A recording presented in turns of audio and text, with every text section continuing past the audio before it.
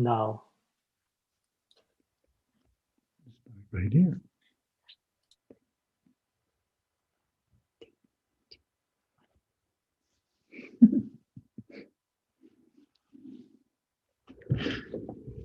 Hello and welcome, friends. Yes, welcome to the new year. Yes, 2021 for certain parts of the world, for all of the world, but not every culture follows that clock. So wherever you are and whether you're live with us today, right now, or we'll be joining at another time, we want to begin just with an invitation to shift from our kind of secular, usual orientation to ourselves to a more, I'm hesitant to use words like spiritual, but contemplative and heartful, and also almost in a sense mystical, and that is we're touching a deeper aspect of ourselves. And to ritualize that a little bit, we're going to light a candle, and we invite you to, if you have a candle, to do the same, and then hope that we're successful lighting our candle. It's a very old box. Okay, well, the best laid plans of Mawson and yippee. Scared me, though.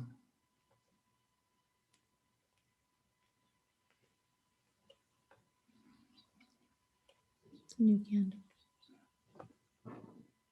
And it smells divine.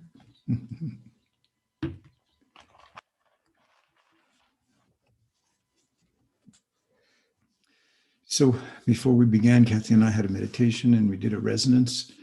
And in our resonance, we not only hold hands with each other, but we take one of our hands and we place it on a cushion that represents our relationship, which is for us a dynamic of we surrender to the relationship, which in turn is leading us to a deeper love and to God. Mm-hmm. And right now, what we'll do is just put our hands here briefly on our computer so that we're all together part of this extended consciousness, this third consciousness. Which is really a living entity. So it has life, and the more we connect, the more life and richer it gets. And today we've prepared a piece of music by the Irish poet Alexi Murdoch to just start. We'll have about 4 minutes in which you can do whatever you want. Sit, relax, let the day, whatever you've been about, or the morning, settle, drop into the timeless part of your being that is aware, always presencing. And this piece of music, the lyrics, you should be able to make them out, but he's basically saying, may the grace of God be always in your heart. May you know the truth about you from the start. May you find the strength to know you are a part of something beautiful. And then the chorus is, I thought I saw a light shine from the corner of my eye. So go ahead, Alan, who's doing the administration for our webinar, and if you can begin that piece of music, thank you. And we just invite everyone, as we do at the beginning of most of our sessions and retreat, to just quietly settle with a piece of music.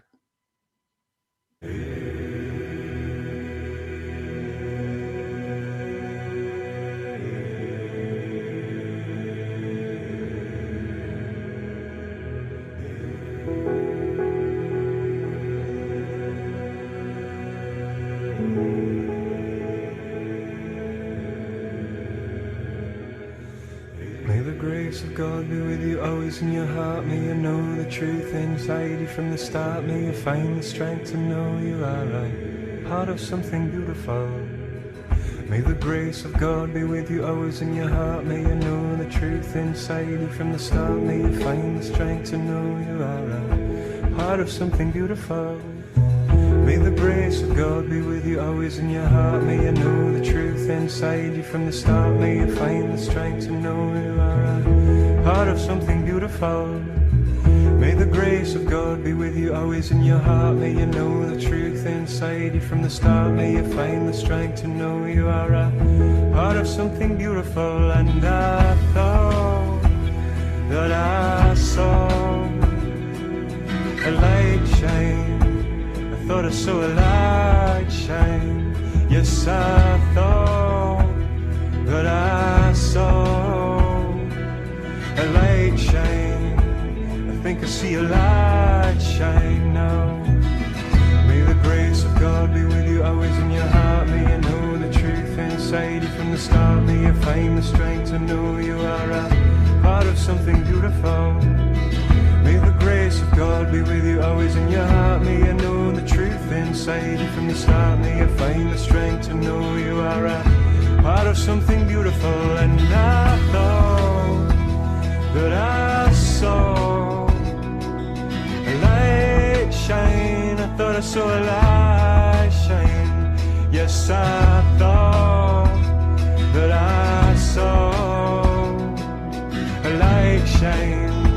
I thought I saw a light shine. Yes, I thought that I saw a light shine. I thought I saw a light shine. Yes, I thought that I saw a light shine. I think I see a light shine.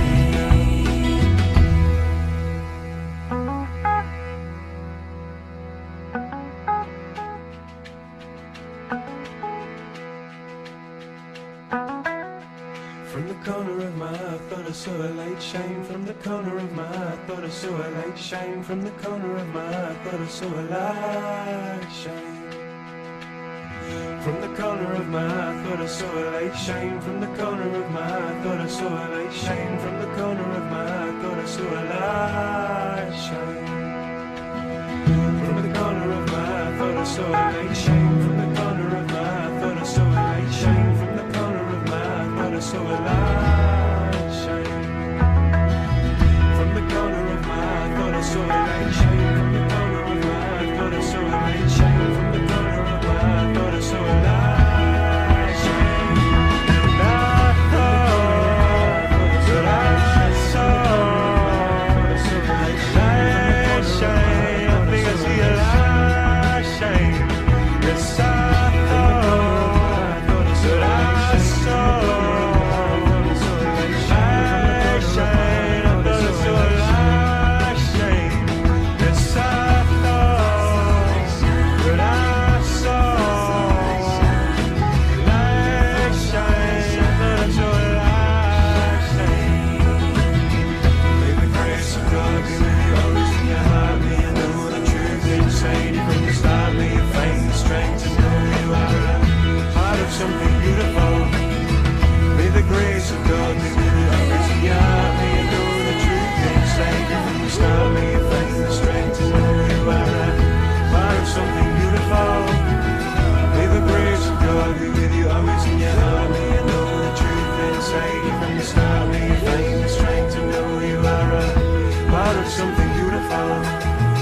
May the grace of God be with you always in your heart. May you know the truth inside you from the start. May you find the strength to know you are a part of something beautiful. May the grace of God be with you always in your heart. May you know the truth inside you from the start. May you find the strength to know you are a part of something beautiful.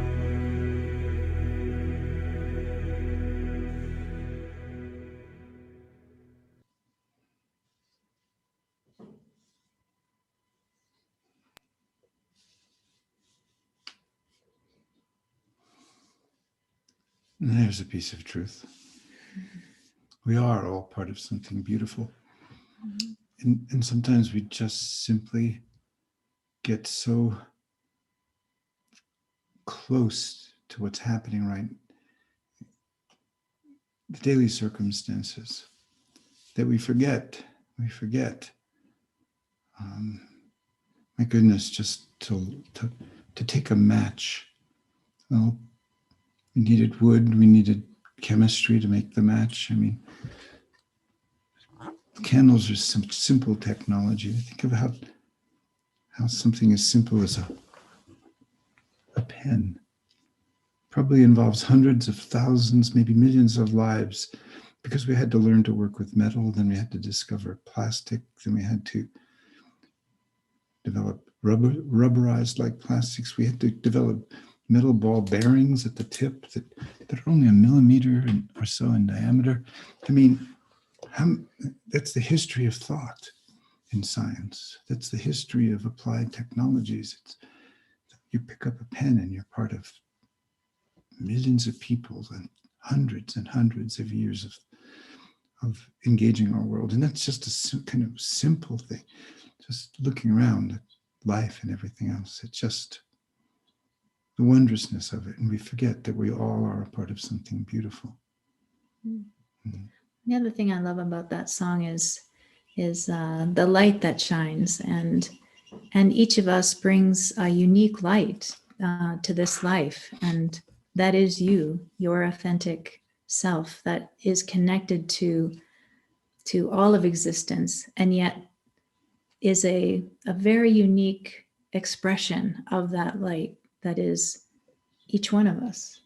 And I always marveled at, I mean, I had 3 children and helped to raise 3 others, and just the unique essence of each one of them. And it's such a delight to really watch someone grow into their being and move out into the world with their particular expression. And that's going to be the focus today for us. We have been talking about the essential nature of awareness and the part of us that can be aware, that evolves and grows if we're fortunate, and which of course has drawn us to be together because this is awakening in all of you, as it is in ourselves, as it is throughout the planet, as it has been for all time probably. And so we wanted to review in some ways some of the things we've talked about in the past, a little bit visually. So I created a few slides with the help of an associate, Annalisa. She made them quite lovely. Mine were kind of, I've never been good at drawing or drafting. And those of you that have ever worked, in our programs and watched me be at a flip chart, PowerPoint is not my thing, never will be. I just like to take a flip chart and draw things and point and talk, and to try to get us understand that, first of all, so I'm going to invite, our faces will disappear as we look at these slides. And Align, if I want to take a pause, I'll say, bring us back. So you'll lose us, but you'll see the slide briefly. So the first slide is very simple. There is truly only now.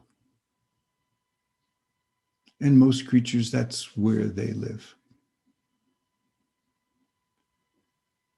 And you are right now. You can bring us back, Align.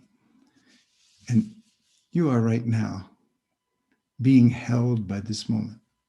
It is the ultimate holding environment. Your body will never leave the present moment. Only the mind leaves. And it needs to leave for us to have consciousness as we have it. But just for a moment, just feel this. Capital T, T-H-I-S, this. Just sinking into yourself, into the ground of yourself. This.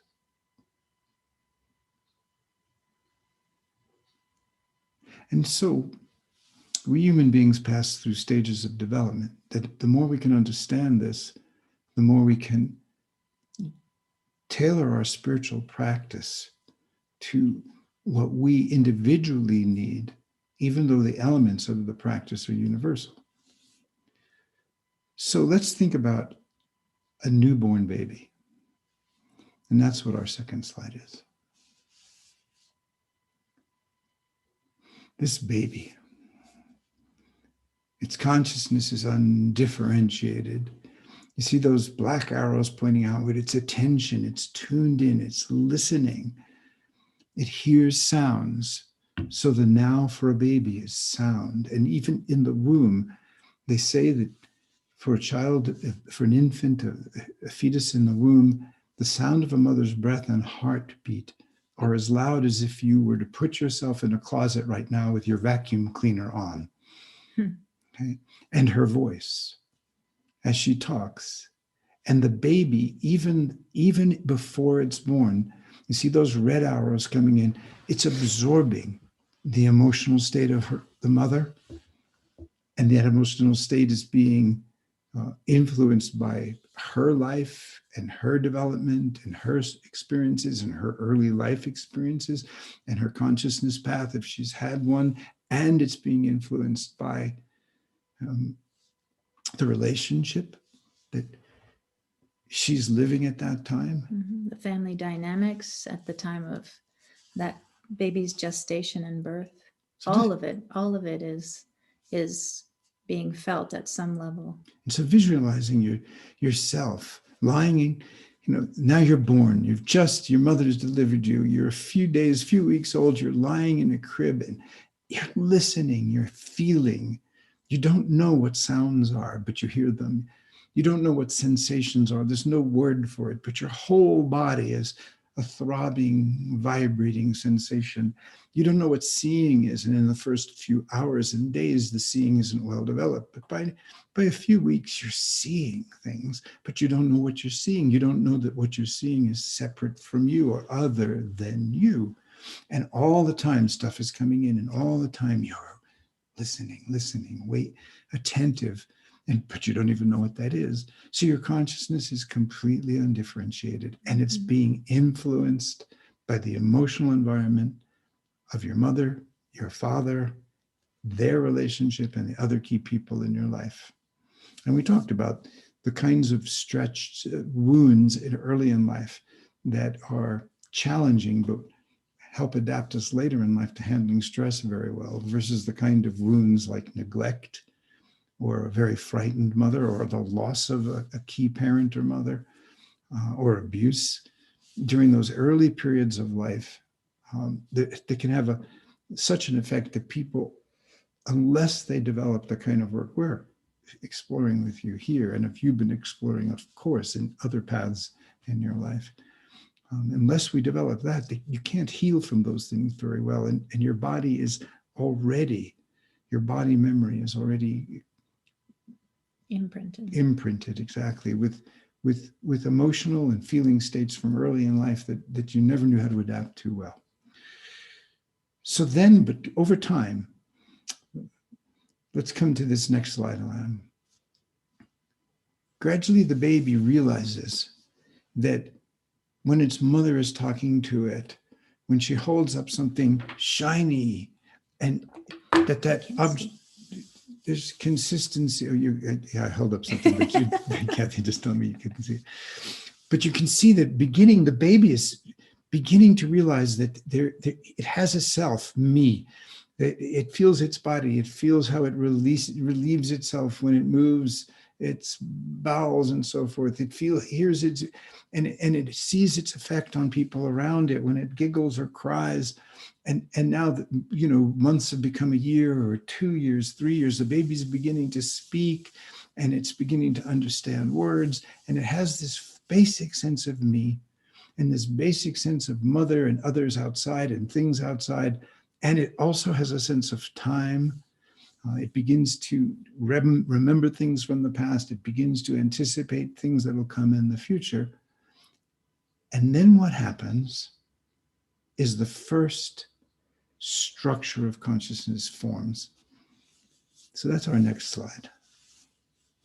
And think about it as yourself and your children and everyone you know. Whenever this, happily. And you see, there we go. We've talked about the assemblage point of consciousness, and that it in the first stage of human development, right now, here we are at 7, 8, 9 years old. 8, 9 years old. There's a big change, a die-off of parts of the brain we don't use. There's been a consolidation in identity of me. And that me has its beliefs and stories and memories of the past.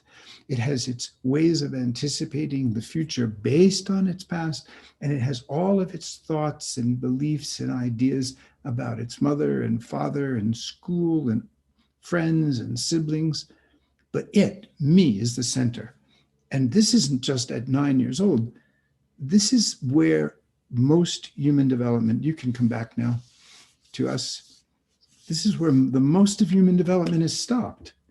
Okay, it's stopped at that level where me, my fear, my needs, my feelings, my ideas, my beliefs, my culture, my history, that becomes the source of our identity.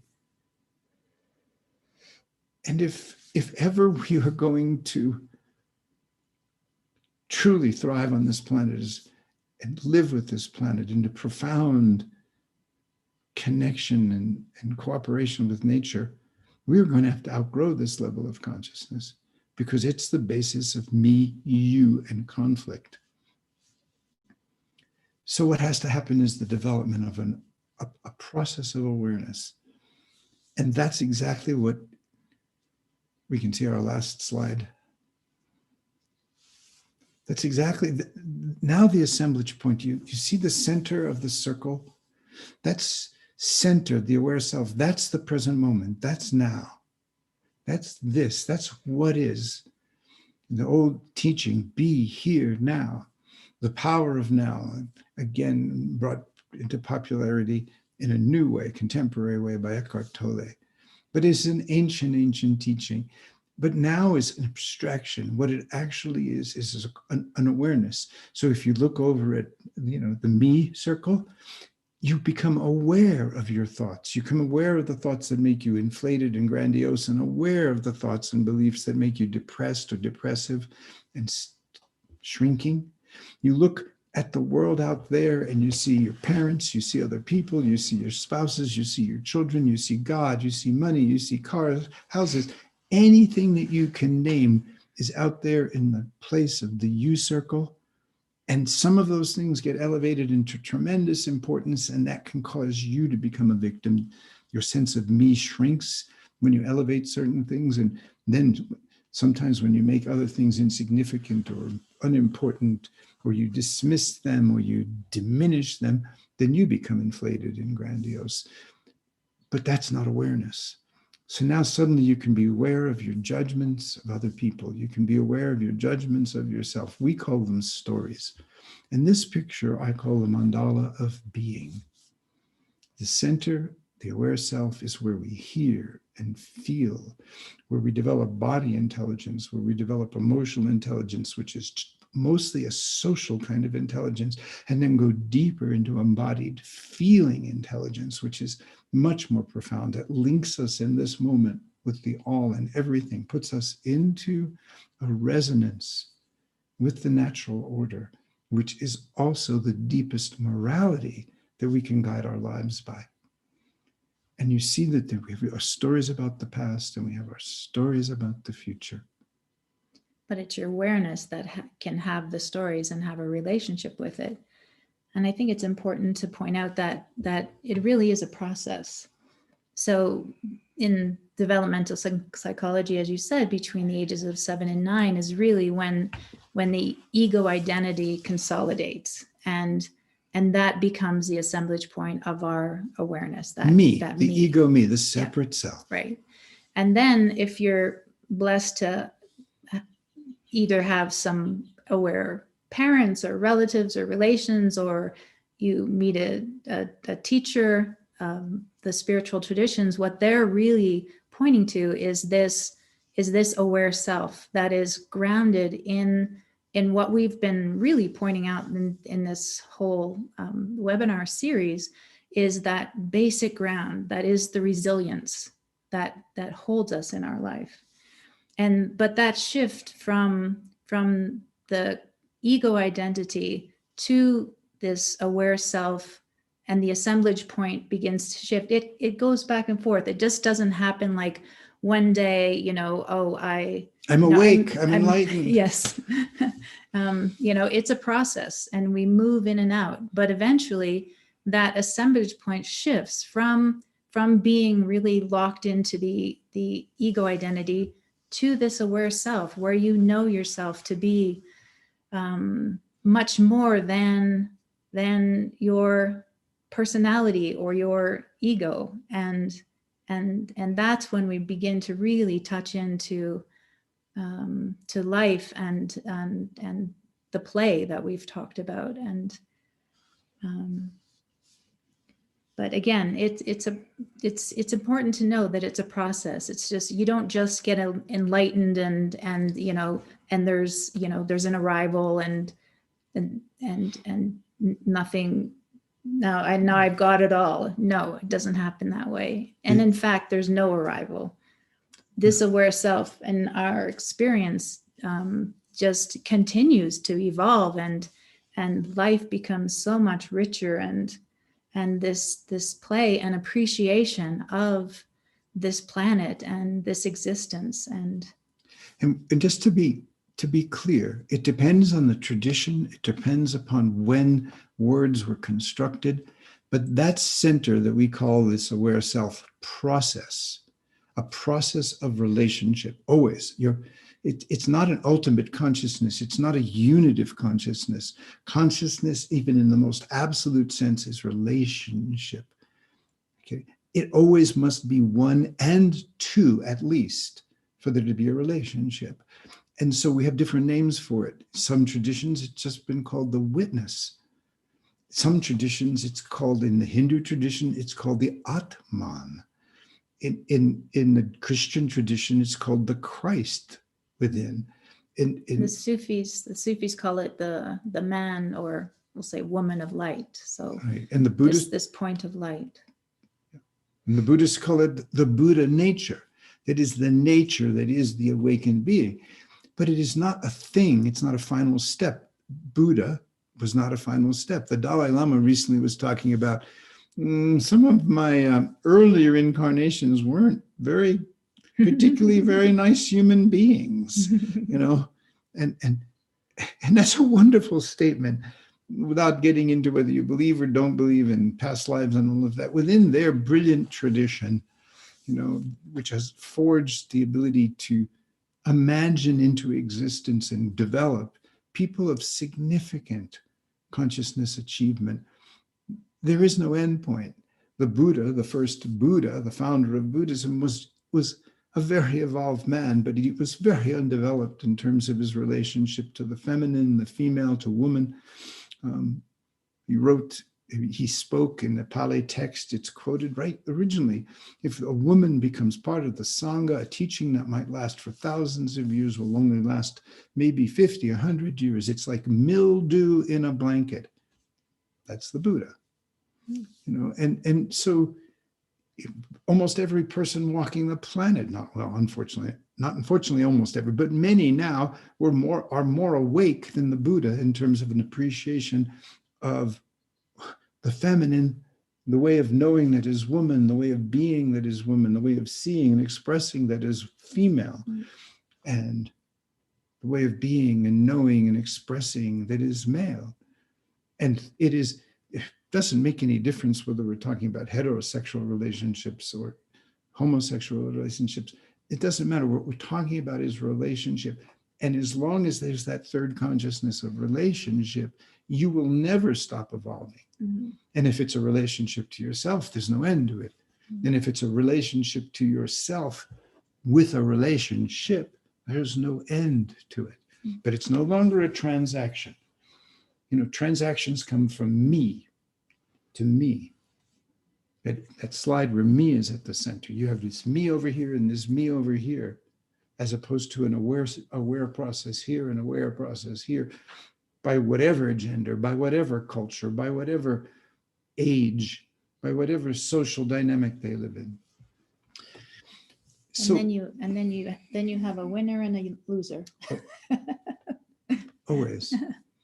And you're always divided. Mm-hmm. Mm-hmm. But there is a way of being that where we all win. Elena, if you put that last slide up for a moment, I want to just share with people, in the work that I've done in my life path and the teaching, I've basically said, well, this is a French slide. It's okay. It doesn't matter. Don't play around with it. Just leave it It's be. fine. It's fine. How much fun. He was working on it. Yeah. Tomorrow we'll use the French slide. So right now, what that slide is saying to you right now, that if you're aware, you should be able to watch your thoughts and notice that some judgment of yourself is coming up. It's a me story. Now take a look at it.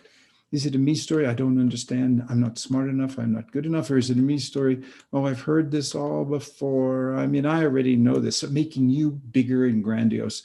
Or are you in the past, comparing what we're doing right now to other things and saying, well, this is good, but I've heard someone, so moment by moment, what this image, when we use it as a model for understanding the mind, the thinking, the conceptual mind, and how that creates identity, because if you identify with your stories about yourself, you stop being a conscious person. If you identify with your judgments about anyone or anything else, you stop being an awake or aware conscious person.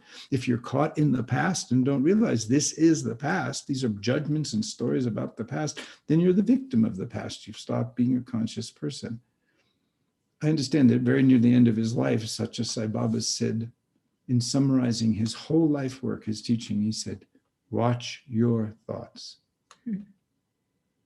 Exactly. Become aware of the thought arising. And if you can say, oh, it's a me story, and drop back into the present moment in your body as an aware being. Oh, it's a you story. I'm inflating that person. I can't live without him. Oh, money. What can I do? There's a quote from Meister Eckhart where he says, when I am there, so move your gaze or point your finger to the me position. When you are there as a me, he said, when I am there, then there are gods. So swing your finger over to the you position. When there's a me, there are all different beliefs about God. Oh, this God is this, God isn't this, God is that, God. No, there is no God. So he says, when there is me, there are gods. But when I am not, so put your finger back into the center, because the me is not. It's a vehicle, but it's not the source of identity. When I am not, there is only God, and I am God. So Meister Eckhart, when there is a me, when there's me there are gods. And all of these thoughts and ideas and arguments about gods. But when I'm not there, when I'm just this aware Christ being presence, it's only God, and I am God. Now, of course, for that, since only Jesus within that religious tradition at that time, I think way back 1400s, maybe before, that was blasphemy. That was sacrilege. See, he was sentenced to burn, but he died in the cold prisons before that. And that just makes us think about the misery we human beings have inflicted on each other for millennia and millennia and millennia, because we're identified with our thoughts. And we can't watch them. We're identified with our beliefs, and we can't take any distance from them. So when you identify with your thinking, you stop thinking. And coming back to us again, Alan, so what I wanted you to see is that you can wake up, and this is a practice I teach people and have for years and years. There's a book, The Mandala of Being, and another book, Inside Out Healing, which will teach you how to use your stories and free yourself from stories. But that's half the work. I mean, because the stories are going to activate your emotions. You're going to tell yourself a story, I'm not good enough, and you're going to feel heavy and composed, contracted, and small. You're going to tell yourself a story, he doesn't love me, and then you're going to feel angry or resentful or bitter, or she doesn't love me, or they don't care. I mean, every single thought, every story that you believe, that you identify with, is going to arouse an emotion. And the major emotion that's aroused by judgment and blame is anger. The left brain snaps to a very quick interpretation of a moment, and its only repertoire is blame and anger. Causality for us at the level of the thinking, conceptual word using left brain is blame and anger. Now the right brain also thinks, and it also thinks in images, but it's more, there's no boundaries in the right brain. It's a continuum of presencing. There are more of the fast firing cells in that right brain by far than the left brain, because it's processing far more information. And the right brain and the heart intelligence or embodied intelligence, they all work together. They speak one language, whereas the left brain uses words and thoughts and beliefs, which is making us all crazy. You want to understand the political world? Those people believe, they're identified with their thoughts, their ideology, their policy, their beliefs. Racists, they're identified with their racist beliefs. Prejudice, identification with beliefs. My religion, we believe in all religions, but my religion is better. Well, maybe it's better for you, but it's not better. That's just another identification. And we need to stop that. To have resiliency, you can't be the victim of having your identity attacked. You know, I spend my whole life since I've become conscious trying to digest Richard whenever that Richard closes his heart to love and becomes self-important. And he still does less and less, which means that we can be together in a process of shared intimacy through our relationship. And Kathy, of course, in her own way, has come to the same path that we share with you. It's the path of the Buddhas. It's the path of the Christ. It's the path. In any way that you come to understand it, just throw away the notion that you're ever going to get enlightened in some final state by whatever names you've heard, the gurus of the past, Nirvikalpa Samadhi, this kind of Samadhi, this kind of Satori. Those are just moments that begin a new process of conscious relationship.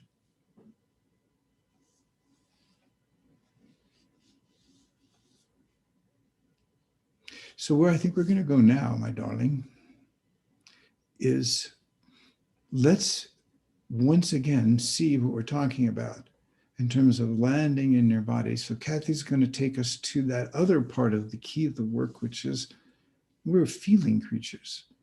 And it's a much older form of intelligence than our thinking selves. This feeling, creatures have been feeling. We've evolved as creatures of feeling into creatures of thinking. But unless we're grounded deeply, deeply in a felt sense of oneness with the natural order, we won't have the ability to create conceptual structures that are intelligent. They'll all be abstract.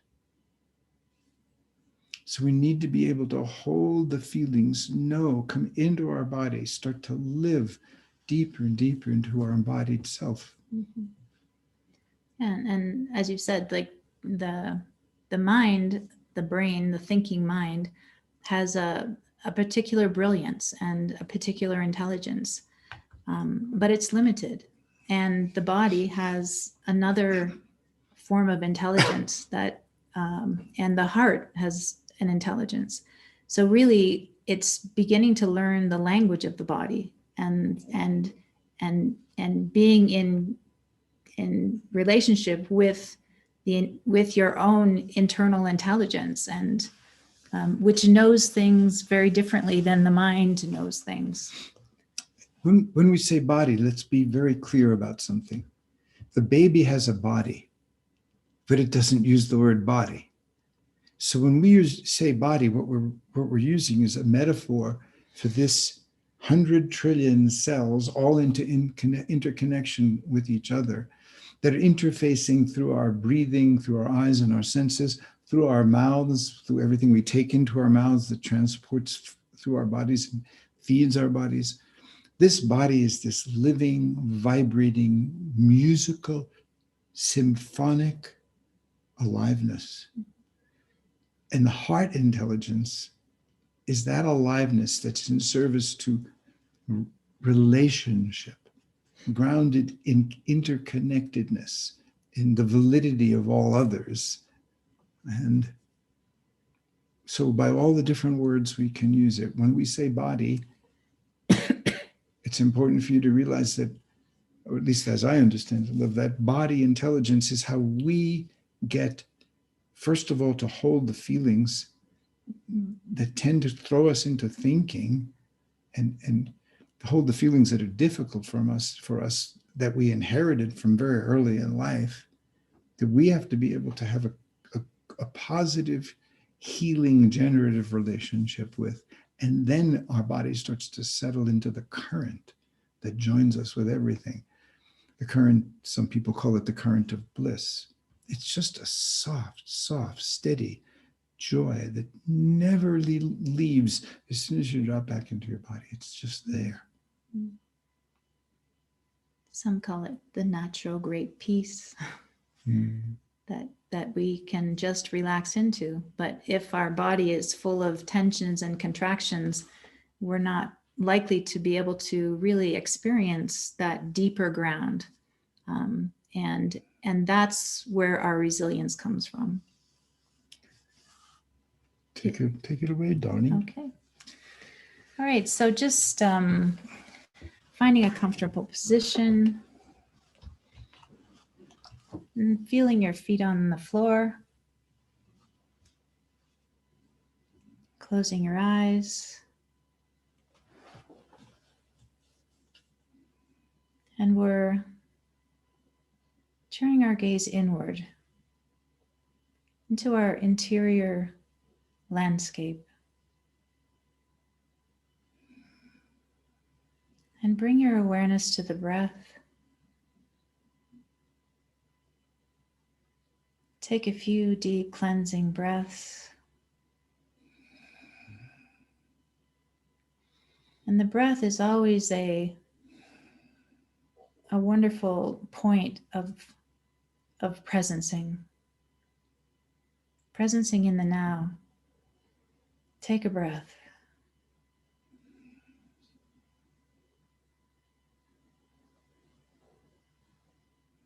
And as you merge with the breath, merging your awareness with the breath, just noticing how everything else can fade to the background. And there's an immediate spaciousness that opens.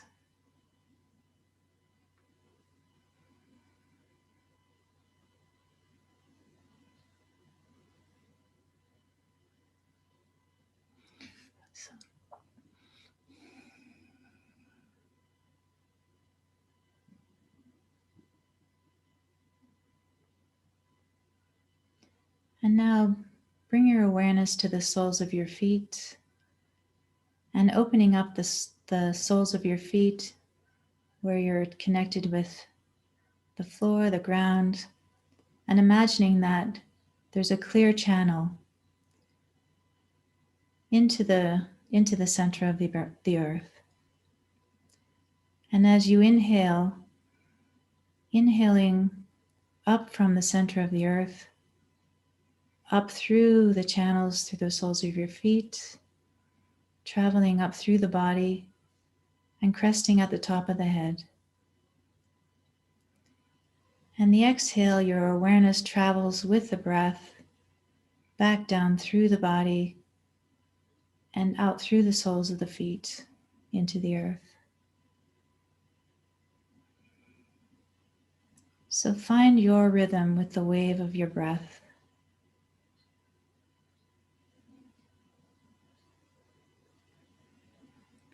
So the breath is like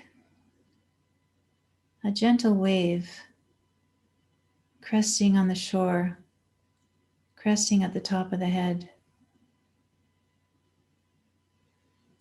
And as you exhale, exhaling back down through the body, like the wave receding from the shore and back into the ocean.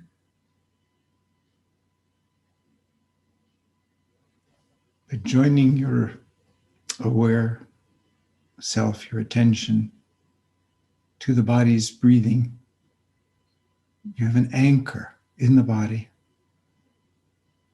an anchor in the present moment for your mind, that is for your attention, your awareness. And by breathing up and down through the whole body, the anchor begins to be the experience of embodiment, the sensation in your body, whatever it is, and the different qualities of sensation. And that is the language of the body, the language of sensation, of felt sense. So learning to tune in deeply into this interior space, and just noticing as the breath comes up through the body, just noticing any point of tension or contraction, maybe holding. And on the exhale, just inviting that part to relax, relax and release.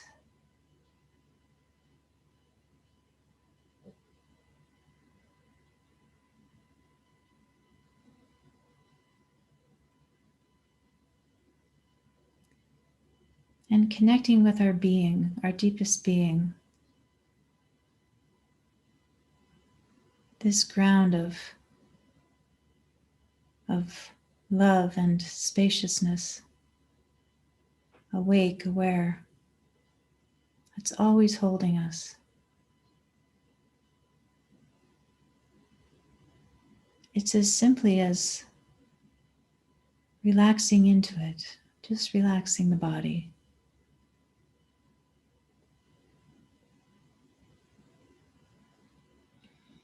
And we saw how the baby moves into time because it begins to remember the past, as we all do, and anticipates the future on the basis of how it remembers the past. We saw that. And that's still going on right now. But maybe somewhat more in the background as you practice taking your attention away from the mind that is in stories about yourself and others, or in the past or the future. And you come into the larger mind that's right here, embodied. This.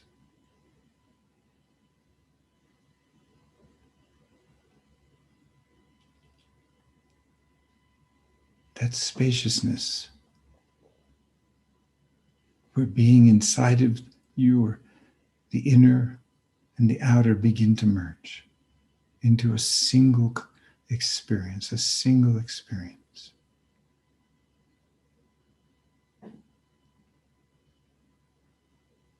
And if your mind wanders, just gently bring yourself back. Bring yourself back to the breath. And start again.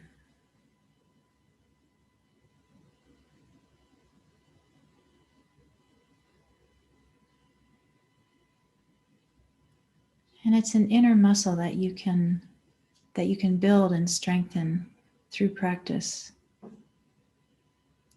The capacity to stay present in the face of any uncomfortable sensation. Sensations like fear, or emptiness, or anxiety, or feeling unsafe.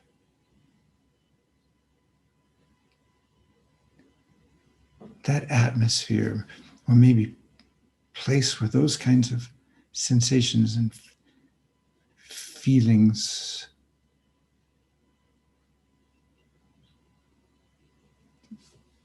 condense in your body or localize in your body, and you're just noticing. Oh, I know when fear comes, it takes my upper belly and my whole chest, And when I breathe with it and I let it become a part of the music of me, and if it was created by thought and the mind slips into the background, then the music of the fear has enriched me and it begins to subside as fear. And I feel a softness and a vulnerability and an openness.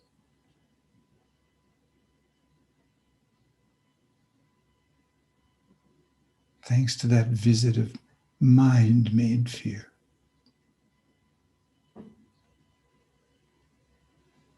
So just breathing and letting go and relaxing as you breathe out.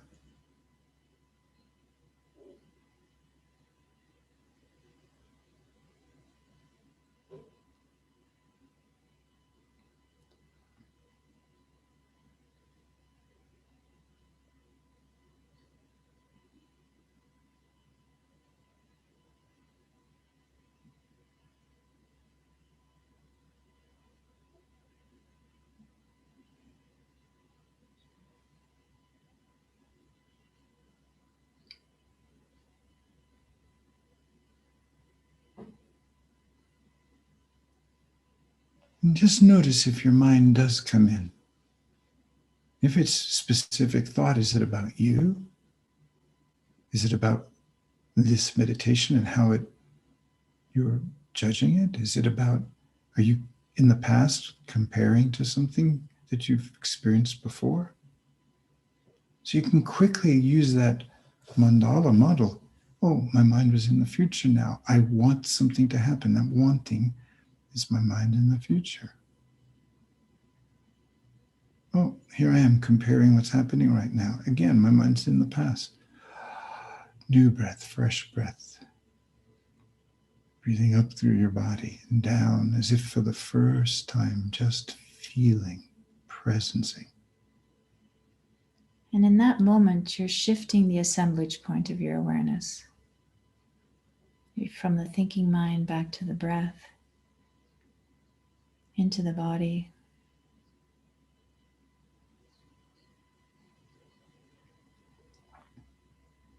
And anchoring in this field.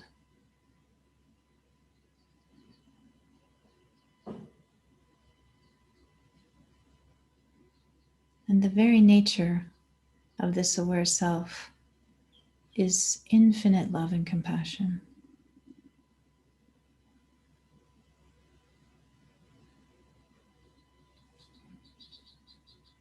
And infinite spaciousness and infinite compassion for whatever is here.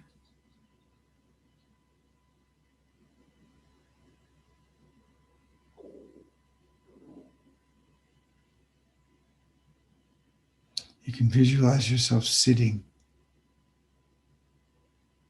in the center of that mandala, that circle, and everything you remember, all the ways you've made meaning because of the past, is behind you. And all the ways you'll make meaning about the future because of the past, that's in front of you.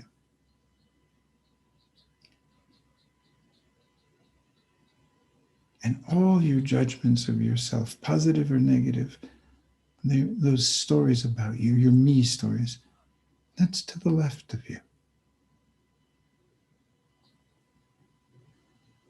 And all the ways you judge other people, all the ways you give value to things, all the stories about him or her or them or it, those are the you stories. They're over there to the right side of you. And you're breathing up and down through your body, aware.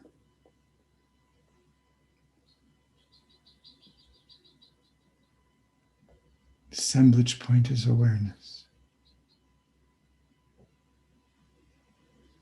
Me is a necessary construct that it took 8-9 years to construct.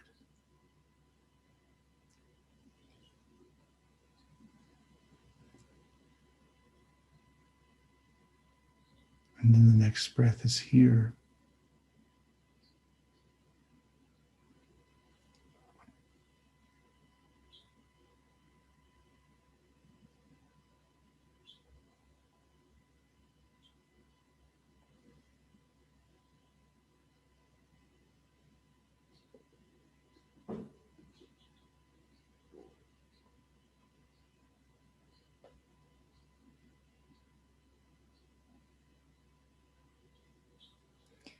And when Alexi Murdoch sings about, may the grace of God be always in your heart, may you know the truth about you from the start, this is what he's pointing to.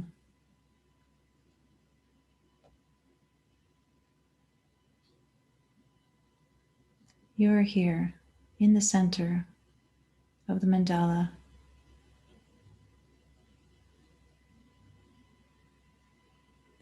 alive, awake, a unique point of light in this ocean of existence.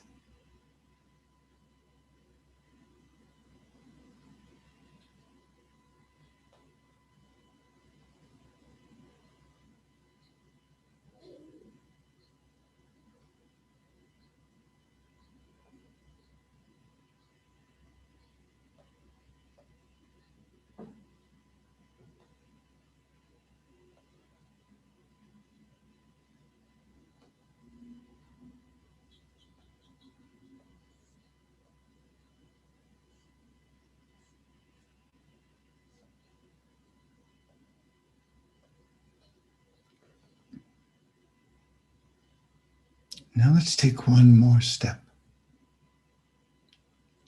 You're sitting, breathing, your past stories behind you, future stories in front of you, all your judgments about yourself as an ego, separate self, the me stories to the left, all the stories about everything else and everyone else, the you stories to the right, and then across from you, another human being, and they're sitting in the center. And behind them, what happened when they were a fetus in the womb? Behind them, their early years of life after birth. Behind them, their mother's consciousness, psychology, woundedness, their father's consciousness, psychology, woundedness. The family dynamics and the tremendous field of that was the relationship between the key people in your life, mother or father. And that's behind that other person too, with all the residue in their body of hurts or wounds or health. And they have their ways of imagining the future. And they have incredible stories about themselves, just like you, that change all the time. And they have all these stories about you, just like you have stories about him or her. And they're sitting there, and you're looking into yourself,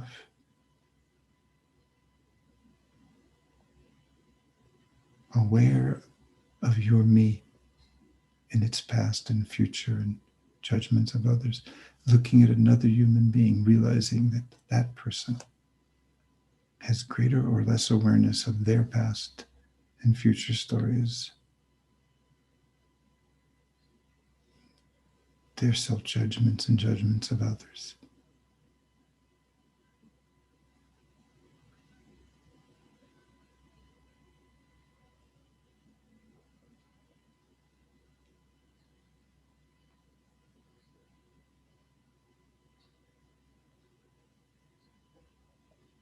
Start to see the wonder, the complexity of every other human being, because you're beginning to understand the wonder and complexity of yourself.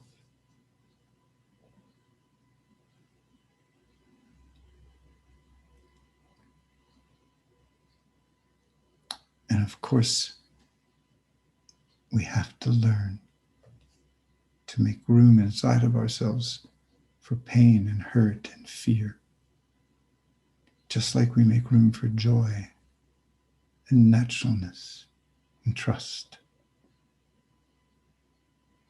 We don't try to eliminate what doesn't feel good and have more of what feels good. As John said, and I quoted last time in the John Gospel, my Father's house has many rooms. Quoting something Jesus was supposed to have said. Your body has many, many rooms. And everyone else's body has many, many rooms.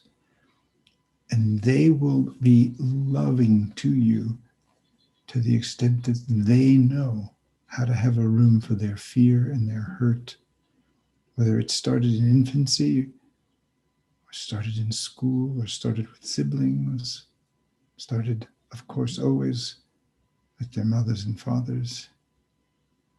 Just like you can only be available for relationship to the extent that you've made a room for fear and hurt, and pain and loneliness. Whether your music holds the joy and the loneliness, the trust and the distrust, the fear and the freedom.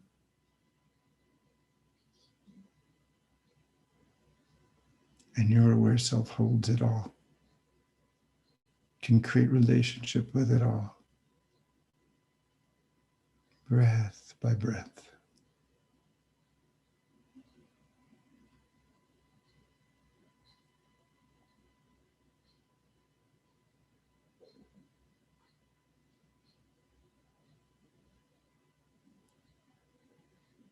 Just say yes. No, yes, I'm in the past. Yes. No, yes, I'm making myself anxious thinking about the future. Yes. Oh, yes, I'm in some of the negative stories about myself. Yes.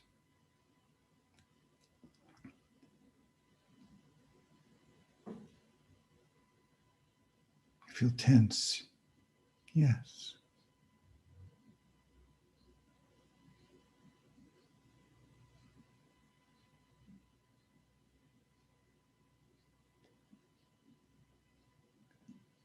This is good. Yes. I don't like this. Yes.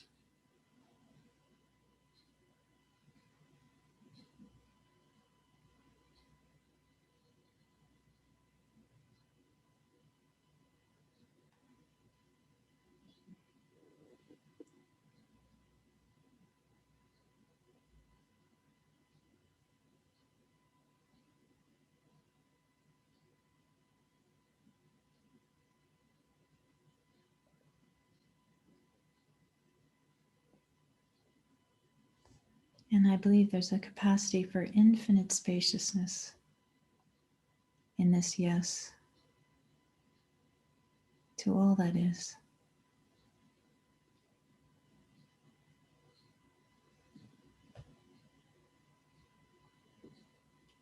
And that's the size of our house.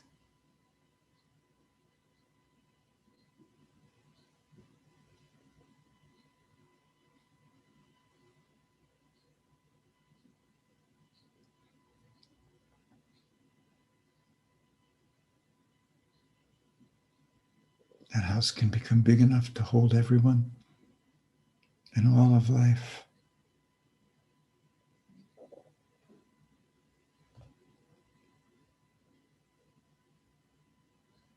All of existence.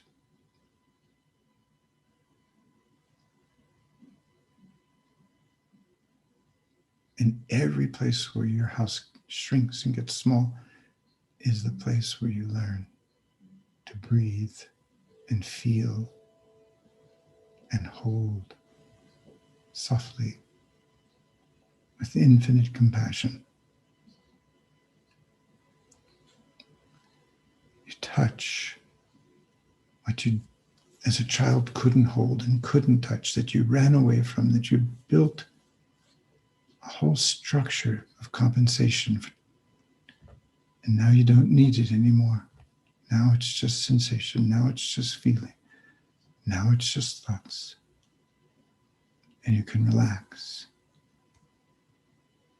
and begin right now. Begin again.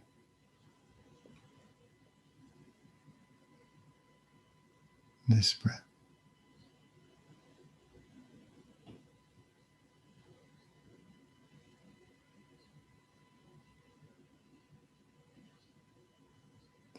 And the deep heartaches, the deep pains that we can experience in life,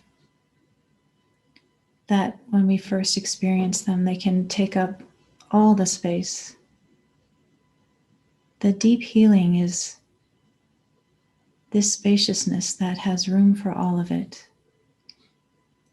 And then the memory of that heartache is just continues to soften your heart, open wider.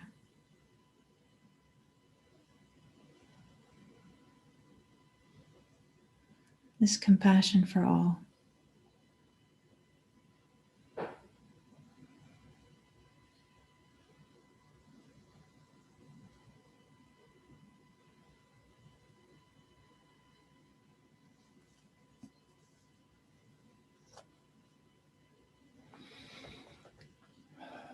So wherever this took you, whatever images came, whatever associations, whatever quality of feeling or state of being you're in,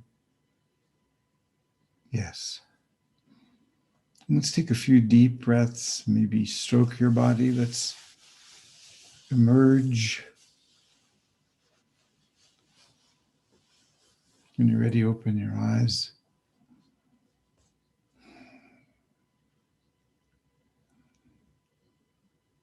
Whatever seeds landed, they'll grow. Your soil is good. The soil of your being is ready for the seeds. Now, Kathy and I can't see the feed stream of the chat stream that is that those of you that are live streaming this now on YouTube or will participate later, you can see that.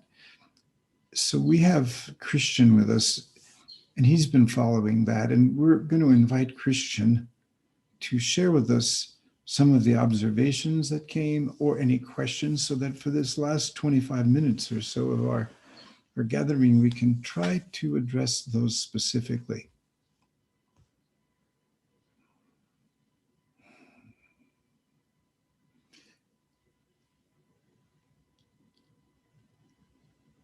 Don't hear you yet, Christian. Hello. Welcome, Christian. Thank you. And we have some sharings in the chat, not yet a question. So I'll read what Nicola has said. When we will all realize that we are God, I'm sure our planet will feel better instead of looking for a responsible. Absolutely. We were just talking with a friend of ours the other day, and talking about this this very thing, and I said that, you know, if everyone can land home in their hearts, this world would be a very different place, because you know yourself is interconnected with all of life and everyone, and someone else's success is also your success, and your success can be everyone else's, and that changes a whole dynamic of. And everybody wants aliveness, and everybody wants love, and they never take it from you if they seek it somewhere else. Celebrate that they are still seeking to become deeper in the domain of love. And when you celebrate like that, of course, you become available to that limitless love.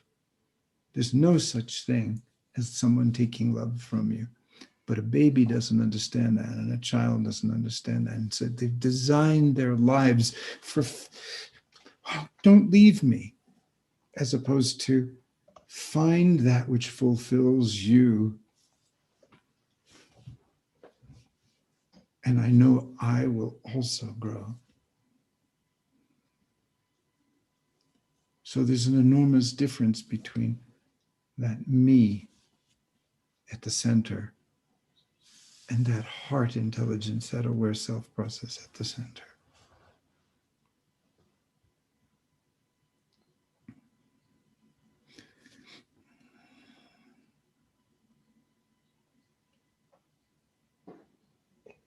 There is a question now by Daryl.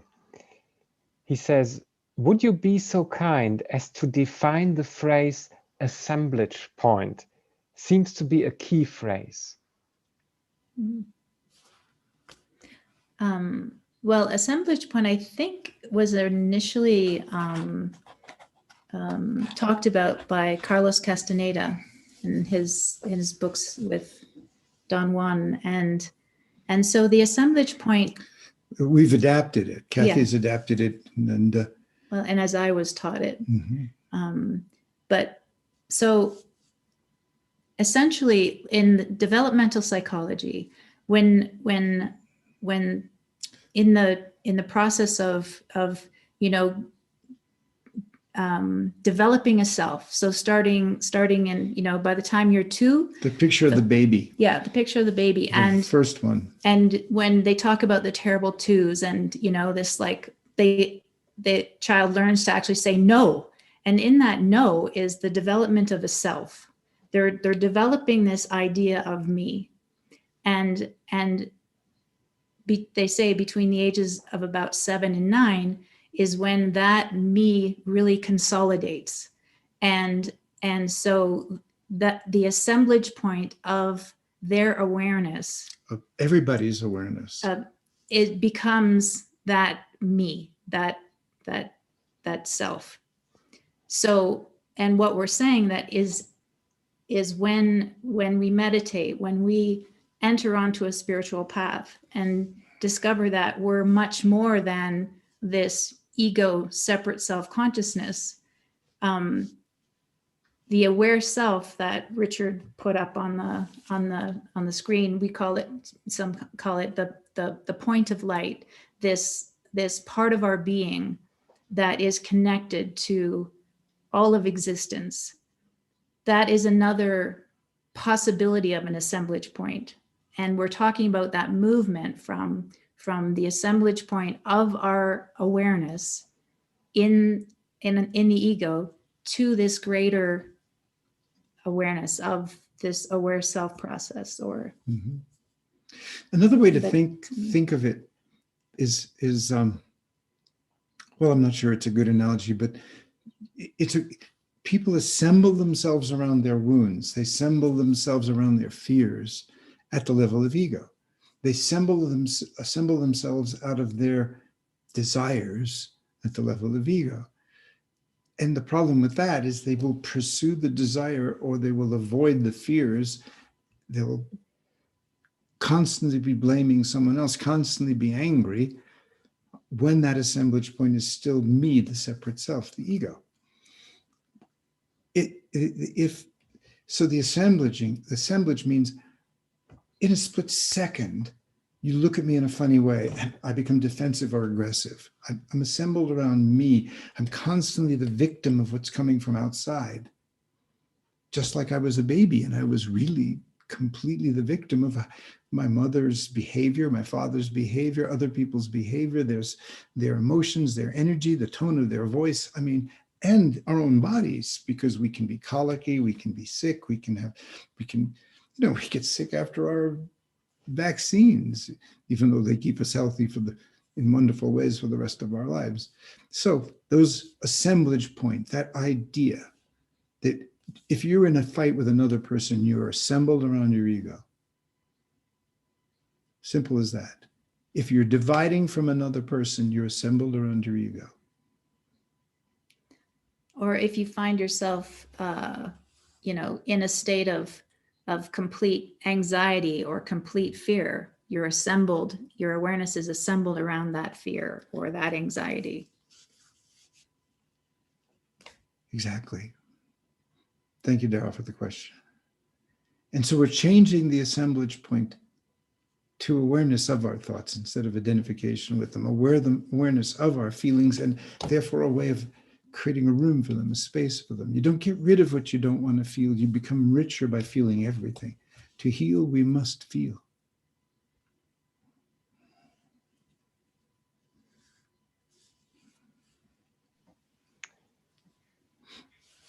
There's a very poetic sharing by Diane. She says, my heart, my earth, my babies, myself as baby, the babies that were born of me and those not born of me, all felt during the wave of breathing with the earth.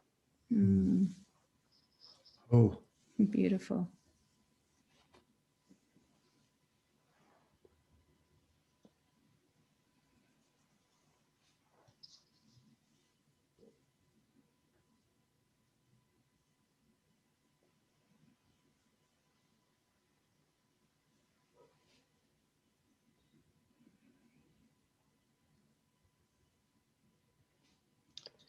And someone else just, I think, in response to that, perhaps said, blissful, blissful.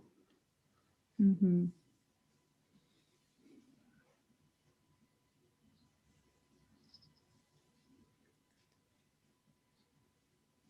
I'm thinking of the people, refugees in refugee camps. I mean,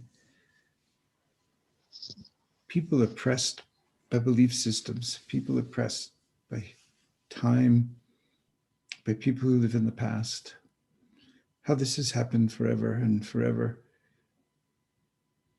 And why, if we are fortunate enough to not be oppressed in that way, then we have a tremendous responsibility to liberate ourselves from any form of self-oppression or oppression of others. And it's also true that sometimes when people are suffering, it accelerates growth. That's true. But often when people are really suffering and oppressed in those ways, and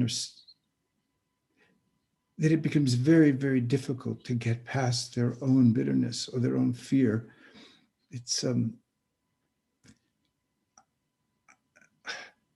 so with compassion, we just try to hold, if you hold your own fear and you let it become part of your music, if you let it create the melody and mood of your being with new contours of vulnerability and openness, and then you're going to radiate, transmit that into the collective consciousness, and it will help everyone begin to step away from the fear-based behavior, the me-centered fear-based behavior that's causing so much of the injustice and ugliness in our world. It causes all the injustice and ugliness in our world. And if it hurts you and breaks your heart to see what goes on in the world, then just don't collapse into anger and resentment. People's behavior does not need to be condoned, but the people who do that behavior, they clearly have no other choice. And so this school, that is the school of consciousness, that is to be born in a human form here on planet Earth, is very, very challenging and trying. But what I know is that we are evolving and learning and curious. And we understand more and more now about the path to healing and about the path to healing of our planet. And so even though at times I'm not optimistic, I also know that to not be optimistic doesn't give me an excuse to ever dwell for a moment in mind-made resentment, bitterness, and distrust. I have room for that pessimism or that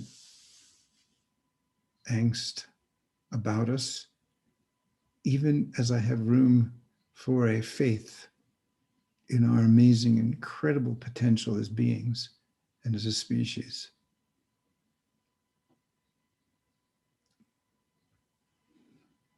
And it can be a choice moment to moment.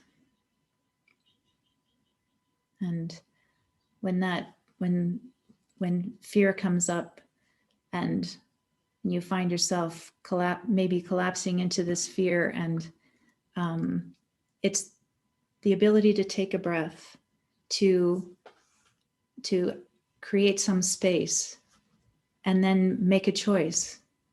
Am I going to have a relationship with this, or collapse into it and collapse become a into victim. it, or even act out from that place? Yeah.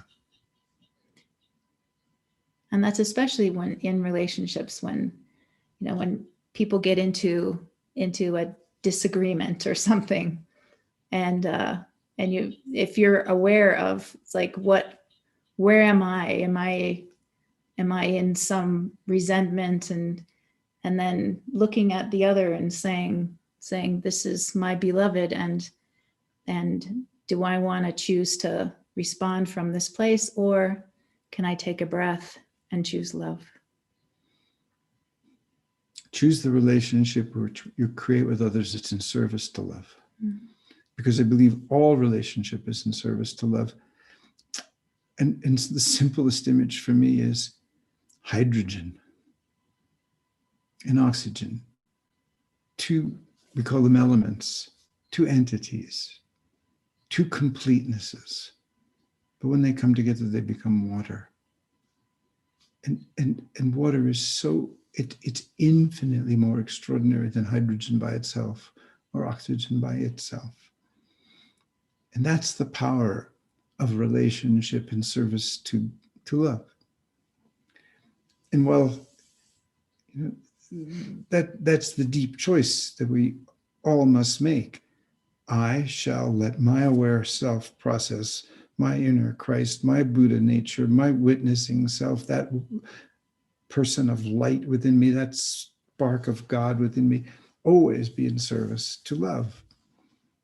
And anything, and the way I learn is because anything that I do or think that closes my heart and shuts down that love, even the tiniest bit in that moment, is my body is telling me through that feeling of shutdownness or intensity or faster breath or loudness or aggressiveness or holding back.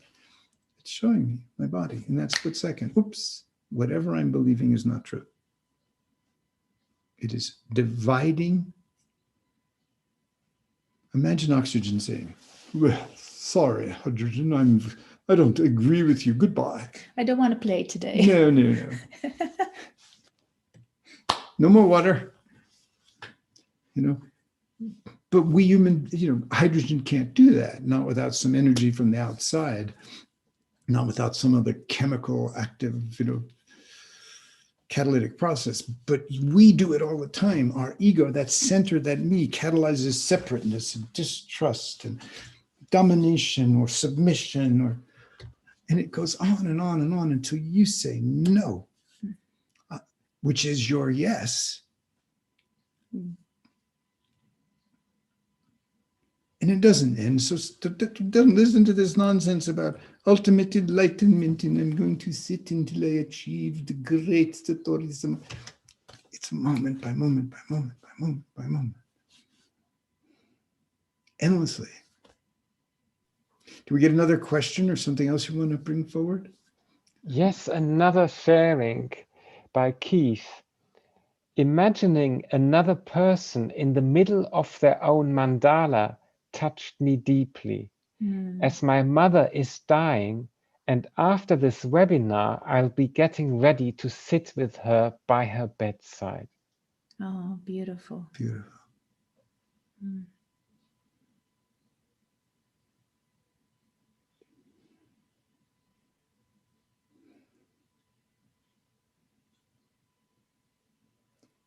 Yes, and what a gift to be able to sit with your dying mother and just be in a space in your heart of just love and appreciation and honoring of this other human being and the human being who gave you life. And she will, no matter what state she's in, if you're in that state, she will get it. Right. Her body's dying, and with it, her me, with its past and future and stories about itself. But her aware self was always there, and you're going to feel it as she subsides that's going to shine, and you'll feel it and join it and amplify it just because you're sitting at the center of your mandala. Mhm. Which means you feel your grief, you feel your loss, you have all the stories about the relationship in the past, positive and negative. You have all of any assumptions about what the future will be without her. You have all of that stuff, but you're just sitting.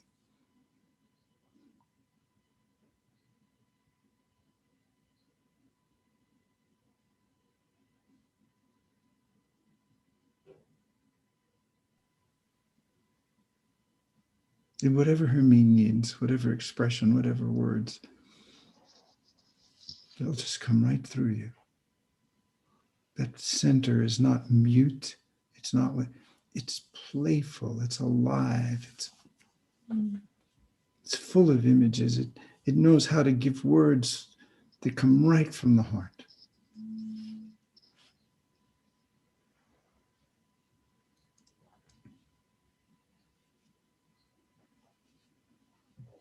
And we send our blessings to you and your mom.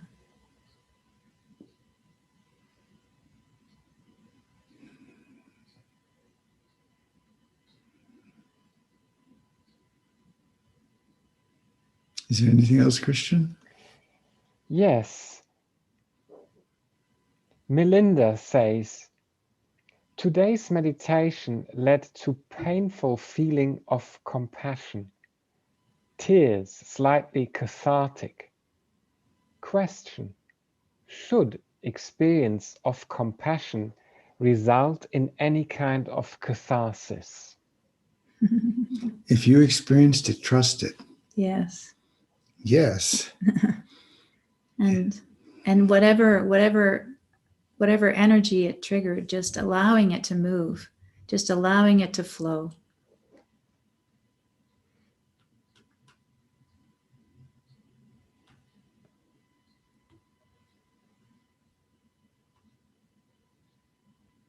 There is sometimes the broken heart of God that we feel.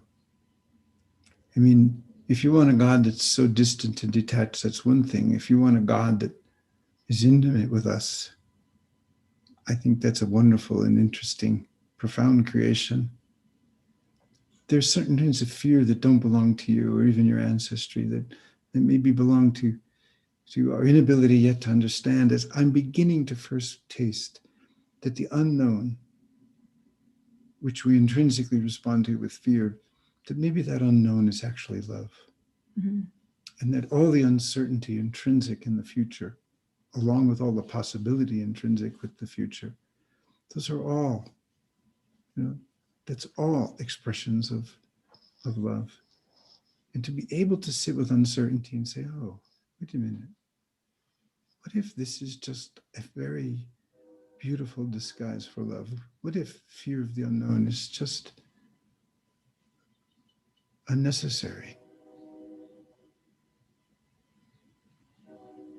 And just thinking of this woman who's your mother, who's dying into an unknown, there maybe you'll see in her expression in those last moments of life is actually oh, it's love.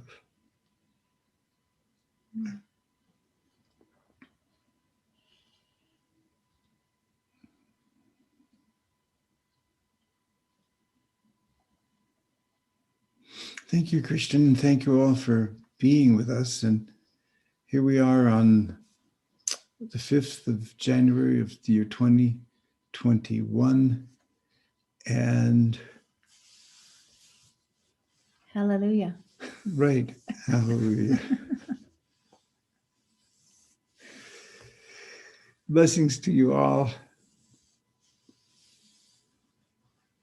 Yes, thank you for joining us.